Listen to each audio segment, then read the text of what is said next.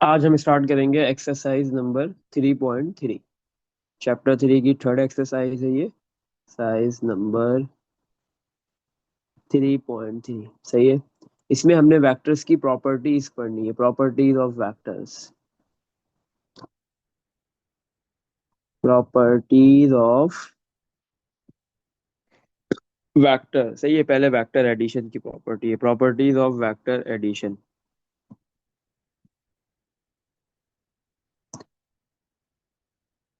अच्छा, सबसे पहले आपके पास आ रही कम्यूटेटिव लॉ या commutative property of vector addition. Number 1 है आपके पास कम्यूटेटिव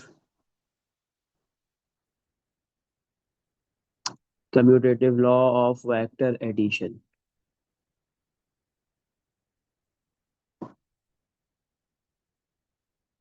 सही है। इसमें आपके पास क्या है, कम्यूटेटिव में आपने पहले भी प्रॉपर्टीज पढ़ी हुई है। कम्यूटेटिव प्रॉपर्टी कॉम्प्लेक्स नंबर्स के अंदर पढ़ी है, मैट्रिक्स के अंदर पढ़ी है। सही है। तो इसी तरह वेक्टर्स में भी कम्यूटेटिव प्रॉपर्टी होती है, कम्यूटेटिव लॉ होता है। आपको पता है कम्यूटेटिव के लिए दो चीजें चाहिए। सही है। अगर वेक्टर है तो दो वेक्टर्स की नीड है। कॉम्प्लेक्स नंबर्स होते हैं या रियल नंबर्स होते हैं तो दो नंबर्स की नीड होती है। और इसी तरह अगर आपके पास जो है वो मैट्रिक्स है तो दो मैट्रिक्स की नीड होगी। सही है। तो कम्यूटेटिव लॉ, कम्यूटेटिव प्रॉपर्टी में आपको दो वेक्टर्स की नीड है। आपने लेट कर लिया। Let A and B are vectors, दो वेक्टर्स आपने लेट कर लिए, एक ए है और दूसरा बी है। A and B are two vectors, are two vectors. सही है। अच्छा, लॉ, कम्यूटेटिव लॉ है किसका, वेक्टर की एडिशन का, एडिशन का लॉ है ये।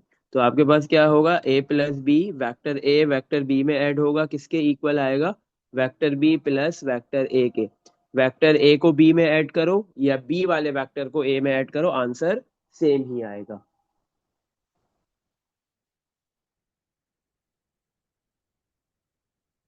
अच्छा, तो हमारे पास commutative law of vector addition में क्या है, दो वेक्टर्स हैं, दोनों ऐड हो रहे हैं, ए प्लस बी, किसके इक्वल आएगा, बी प्लस है। अगर आप ए को बी में ऐड करो या बी को ए में ऐड करो, आंसर में कोई फर्क नहीं आएगा।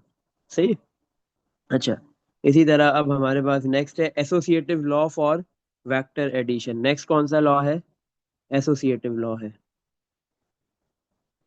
Associative law of vector addition, for vector addition. अब आपके पास एसोसिएटिव लॉ है, आपको ये चीज पता है कि एसोसिएटिव के अंदर आपको जो है वो तीन वेक्टर्स की नीड होगी। सही है। क्योंकि एसोसिएटिव प्रॉपर्टी आपने जो कॉम्प्लेक्स नंबर में पढ़ी थी या मैट्रिक्स के अंदर पढ़ी थी, तो उसमें आपके पास तीन कॉम्प्लेक्स नंबर्स और तीन मैट्रिक्स थे। तो इसी तरह वेक्टर एडिशन में भी वेक्टर्स के अंदर भी आपके पास जो है वो एसोसिएटिव लॉ है, एसोसिएटिव प्रॉपर्टी है, तो तीन वेक्टर्स होने चाहिए।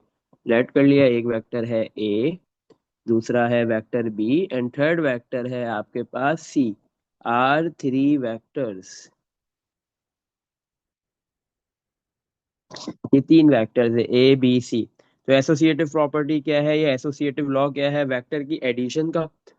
पहले आप कोई भी दो वेक्टर्स को ऐड कर दो, बी और सी को ऐड कर लो, फिर उसमें ए को, जो इसका आंसर है, फिर उस आंसर को ए वाले वेक्टर के अंदर ऐड कर लो।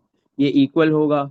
पहले आप वेक्टर ए और बी को ऐड कर लो और फिर जो इसका आंसर आया उसको सी वाले वेक्टर में ऐड कर लो। या फिर ये इक्वल होगा, पहले आप ए और सी वेक्टर को ऐड कर लो और फिर जो आंसर आया उसको बी वेक्टर में ऐड कर लो, तो ये तीनों साइड्स आपस में इक्वल होगी। तो अगर associative law of vector addition का कोई भी सवाल आता है तो आप दो साइड्स लेना, कोई भी, तीनों लेने की जरूरत नहीं है। अच्छा, इसके बाद आपके पास है आइडेंट आइडेंटिटी फॉर वेक्टर एडिशन। सही है ना। आपके पास जो है वो आइडेंटिटी क्या है वेक्टर एडिशन की, एडिटिव आइडेंटिटी है वेक्टर एडिशन की। सही है। वेक्टर एडिशन की आइडेंटिटी क्या है आपके पास, नल वेक्टर, जीरो वेक्टर। सही है। हाँ। तो आपके पास जो है वो नल वेक्टर क्या होता है, ऐसा वेक्टर जिसका मैग्नीट्यूड जीरो होता है, नल होता है, वो नल वेक्टर होता है। तो इधर आपके पास आएगी एडिटिव आइडेंटिटी, क्योंकि अभी हम एडिशन के लॉस पढ़ रहे हैं ना वेक्टर के। Additive identity.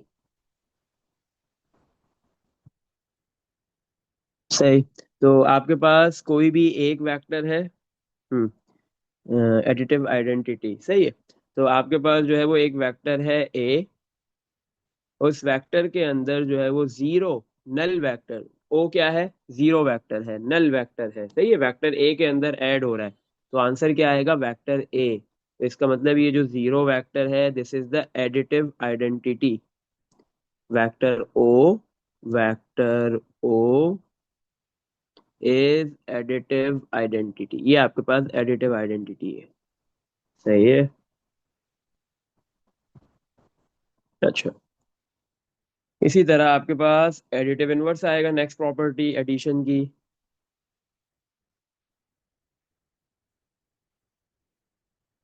आपके पास कोई भी वेक्टर है, एक वेक्टर है ए, आप उसको ऐड कर रहे हो उसी वेक्टर के साथ, सही है, और आंसर आपके पास क्या आ जाए, जीरो आ जाए, नल वेक्टर आ जाए, सही है, एडिटिव आइडेंटिटी आ जाए वेक्टर की जो है, तो इसका मतलब है आप वेक्टर ए को किस में ऐड करोगे, नेगेटिव ए में, सही है, वेक्टर ए में ही, बट वो नेगेटिव होगा। अब दो वेक्टर्स है, दोनों ही सेम मैग्नीट्यूड के हैं, लेकिन एक पॉजिटिव एक नेगेटिव, इसका क्या मतलब है, ये है वेक्टर ए, सेम मैग्नीट्यूड का ही वेक्टर ए है, लेकिन वो नेगेटिव है, तो इसका मतलब उसकी डायरेक्शन डिफरेंट है। ये दोनों एक दूसरे के एंटी पैरेलल वेक्टर्स है, ओपोजिट डायरेक्शन है, सही है। इन दोनों की डायरेक्शन में कितना डिफरेंस है, 180 डिग्री का, सही है। तो आपके पास जो है वो vector A plus minus minus vector A equal to null vector zero, zero vector null vector O, A minus A null vector आ रहा है, जीरो वेक्टर आ रहा है, सही है, तो नल वेक्टर किसके इक्वल आ गया, नल वेक्टर के, तो इसका मतलब है कि वेक्टर ए है, तो उसका एडिटिव इनवर्स कौन है, नेगेटिव ऑफ वेक्टर ए, सही है। तो वेक्टर में क्या करोगे, एडिटिव इनवर्स निकालना होगा वेक्टर का, तो आप क्या करोगे, वेक्टर का जो है वो साइन को चेंज कर दोगे, आई वाले कंपोनेंट का, जे वाले कंपोनेंट का, के वाले कंपोनेंट्स के साइन चेंज हो जाएंगे, सही। अच्छा, तो ये प्रॉपर्टी थी, लॉस थे वेक्टर की एडिशन के। अब हम आते हैं properties of scalar multiplication of vectors. अब मल्टीप्लीकेशन के तो लॉज है, लेकिन स्केलर नंबर अगर किसी वेक्टर के साथ मल्टीप्लाई हो रहा है तो वो वाली प्रॉपर्टीज है। अब प्रॉपर्टीज ऑफ स्केलर मल्टीप्लीकेशन